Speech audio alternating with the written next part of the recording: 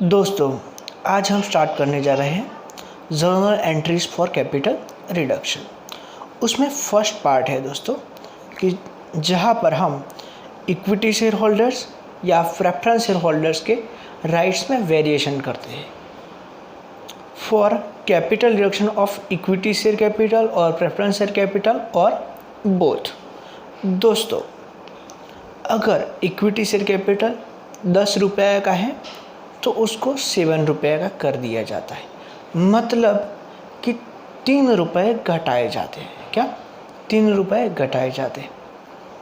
वैसे ही preference share capital अगर 10 रुपये का है तो उसमें भी 3 या 4 रुपये घटाए जाते हैं। तो उसकी एंट्री किस तरीके से होगी वो हम देखने जा रहे हैं। दोस्तों, आप सबको मालूम है कि प्रेफरेंस शेयर कैपिटल हो या इक्विटी शेयर कैपिटल हो, दोनों बैलेंस शीट की क्रेडिट साइड पर होती है और क्रेडिट साइड वाली चीज़ को अगर घटाना है तो उसको हम क्या करेंगे, डेबिट करेंगे। क्या करेंगे दोस्तों, डेबिट करेंगे। तो उसकी एंट्री इस तरीके से होगी, equity share capital account debit, जो अमाउंट हमने कम करी है वो अमाउंट यहाँ पर लिखेंगे। वैसे ही %% preference share capital account debit, वो अमाउंट लिखेंगे टू कैपिटल रिडक्शन अकाउंट। दोस्तों ये मैंने बैलेंस शीट का प्रोफॉर्मा एक्सट्रैक्ट बैलेंस शीट बनाई हुई है। ये केवल मैंने आपको ये चीज़ें समझाने के लिए ही बनाई थी। तो ये बैलेंस शीट मैंने केवल और केवल नॉलेज पर्पस के लिए बनाई है कि क्रेडिट वाली चीज़ जब इंक्रीज़ करते हो तब किस तरीके से एंट्री करनी चाहिए, जब कुछ अमाउंट डिक्रीज़ करते हो तो किस तरीके से अमाउंट लिखनी चाहिए या एंट्री करनी चाहिए, वो हमें इस तरीके से सोच लेना है कि कौन सी चीज़ कौन से साइड पर है, क्रेडिट साइड पर है और उसको कम करना है तो उसको डेबिट लिखना होगा। अगर डेबिट साइड वाली चीज़ को कम करना है तो उसको हमें क्या करना पड़ेगा, क्रेडिट करना पड़ेगा। वैसा वैसा चीज़ें हमें सोच लेनी है दोस्तों। ओके दोस्तों, वैसे ही हमारी second entry for utilizing share premium for capital reduction. दोस्तों, यूटिलाइजिंग शेयर प्रीमियम मतलब सिक्योरिटीज़ प्रीमियम हमारे पास होता है, वो क्रेडिट साइड पे होता है बैलेंस शीट की। अब वो यूटिलाइज करेंगे मतलब कम करेंगे, और उसको कम करना है तो क्या, सिक्योरिटीज़ प्रीमियम अकाउंट डेबिट होगा टू कैपिटल रिडक्शन अकाउंट में ट्रांसफ़र किया जाएगा। दोस्तों, वैसे ही for writing off outside liabilities, वो चाहे डिबेंचर इंटरेस्ट हो कोई भी हो, तो उसको कम करना है तो क्या करेंगे, outstanding debenture interest account debit to capital reduction. मतलब आपको यह पता चल गया कि अगर क्रेडिट साइड वाली कोई भी चीज़ हमें कम करनी है तो उसको हम डेबिट करेंगे, और दूसरा अकाउंट हम कौन सा क्रेडिट करने वाले हैं, वो है कैपिटल रिडक्शन अकाउंट। उसके बाद चौथी एंट्री दोस्तों, when creditors agree to forgo a part of their dues.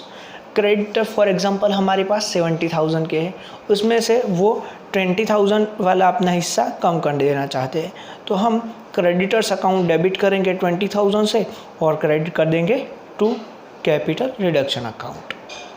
वैसे ही next for cancellation of preference dividend.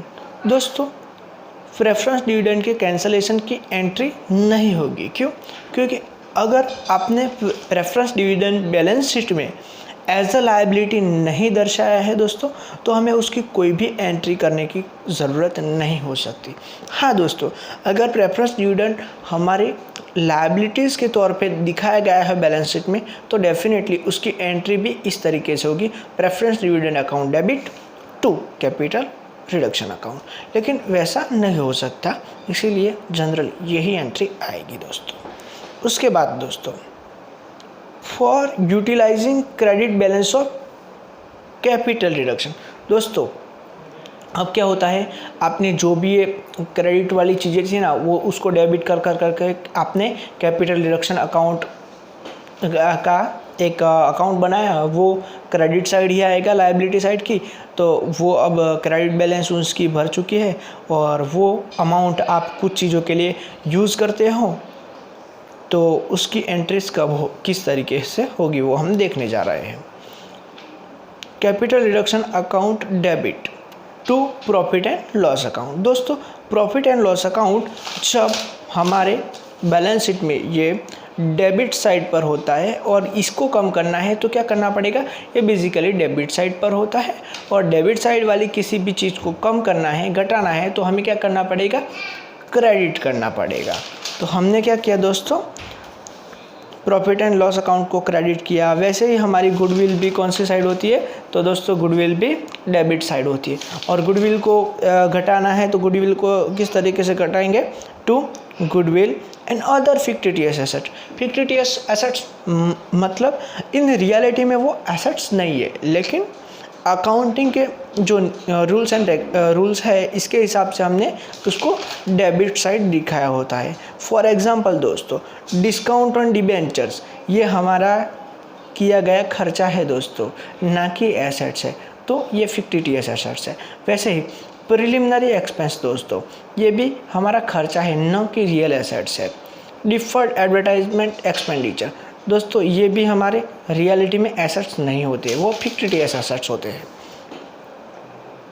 Okay दोस्तों, तो आपने जितनी भी एसेट्स की वैल्यू घटाई वो क्रेडिट कर दिया और कॉरस्पॉन्डिंग अकाउंट आपने कौन सा डेबिट किया, तो कैपिटल रिडक्शन अकाउंट। ओके दोस्तों, उसके बाद भी कैपिटल रिडक्शन में अकाउंट में कोई अमाउंट बचती है दोस्तों, तो हमें क्या करना है, वो कैपिटल रिडक्शन अकाउंट डेबिट करके जितनी भी अमाउंट बची हुई है दोस्तों वो हमें कौन से अकाउंट में ट्रांसफ़र कर देनी है, कैपिटल रिजर्व अकाउंट में ट्रांसफ़र कर देनी है दोस्तों। ओके, और ये बैलेंसिंग फिगर फाइंड आउट करने के लिए जनरली हम एक अकाउंट प्रिपेयर करते हैं और उसका नाम होता है दोस्तों कैपिटल रिडक्शन अकाउंट। कौन सा नाम है दोस्तों, कैपिटल रिडक्शन अकाउंट। दोस्तों आप सबको ये लेज़र पोस्टिंग तो आता ही है, तो हम वन बाय वन चाहे तो ये जो हमारी जर्नल एंट्रीज़ है वो देख करके भी बना सकते हैं, लेकिन मैं इजी तरीके से आपको ये लेज़र पोस्टिंग याद करवा देता हूँ। दोस्तों जितनी भी हमने जर्नल एंट्रीज लिखी है उसमें से हमें पहले क्या ढूंढना है, कैपिटल रिडक्शन अकाउंट डेबिट हुआ है वो वाली entry. Capital reduction account debit हुआ है वो वाली एंट्री को इस तरीके से लिखना है, capital reduction account debit to profit and loss account. ऐसे capital reduction account debit to profit and loss account, to goodwill, to वो वाली चीज़ें ये साइड लिख देनी है। और जब कैपिटल रिडक्शन अकाउंट क्रेडिट हुआ है वो चीज़ें हमें क्रेडिट साइड लिख देनी है। इस तरीके से हमें बैलेंसिंग फिगर मिल जाएगी दोस्तों, और वो बैलेंसिंग फिगर हमें ट्रांसफ़र करनी है कैपिटल रिजर्व अकाउंट में और उसकी एंट्री भी आपको इस तरीके से कर देनी है। दोस्तों वो बैलेंसिंग फिगर के आइटम जनरली हम कैपिटल रिजर्व में ही ट्रांसफ़र करने वाले हैं। हाँ, लेकिन हमें एडिशनल इन्फॉर्मेशन में पर्टिकुलरली कोई चीज़ को घटाने या बढ़ाने के लिए बोला गया है तो हम अकॉर्डिंगली वही करेंगे जो हमें एडिशनल इन्फॉर्मेशन में बोला गया है। फॉर एग्जांपल हमें एडिशनल इन्फॉर्मेशन में बोला गया है कि अगर कुछ अमाउंट बचता है तो वो आपको फर्दर लैंड एंड बिल्डिंग को रिड्यूस करने के लिए यूज़ करना है, तो हम ये रिड्यूस नहीं इंक्रीज़ करने के लिए करना है, तो हम उसका यूज़ इस तरीके से कर देंगे, रिड्यूस या इंक्रीज़ करने के लिए। जो भी बैलेंसिंग फिगर जिस साइड आती है वो इस तरीके से हम कार्य कर देंगे दोस्तों। आशा व उम्मीद रखता हूँ दोस्तों कि आपको ये पता चल गया होगा। Thank you guys.